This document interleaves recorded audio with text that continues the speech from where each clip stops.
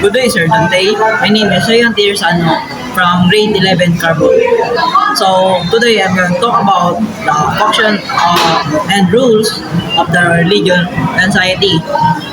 This is the function and rules of society. So, what is the function and rules of society and religion?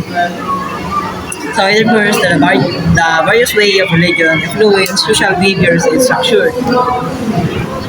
So it also promotes the cohesion of community and shared beliefs, and it offers morals and ethical guidance and provide physiological support during time of hardship.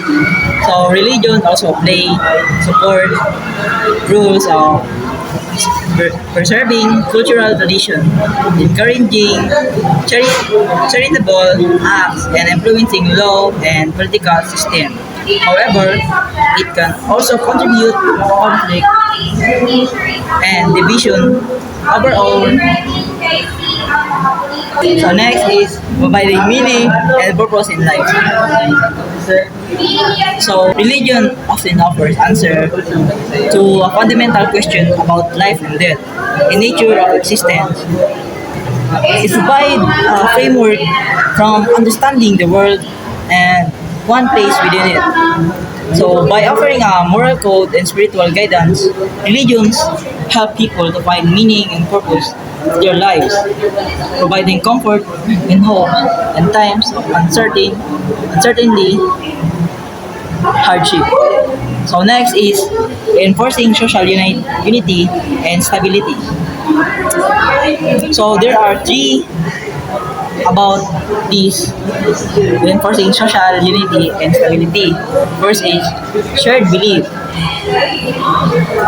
Religion provide a common set of belief and values, fostering a sense of shared identity and purpose. This can be particularly important in times of social change or conflict.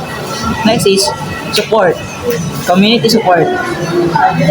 So, with community support, religious institutions often offer support network and social service, it strengthening community bonds and promoting social cohesion.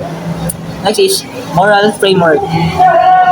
Religious teaching often provide a moral framework for behavior and promoting ethical conduct and help to maintain social order. Lastly, we're talking about promoting well-being and motivating positive change. First is compassion.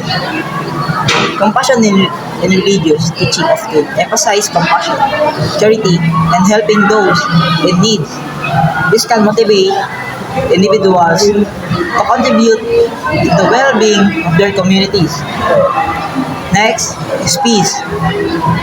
Peace as religion can serve as a catalyst for peace building, promoting understanding, and reconciliation between different groups. Lastly, social justice. Many religions advocate for social justice and equality, encouraging people to change injustice and work towards a more equitable world. And that's all. Thank you.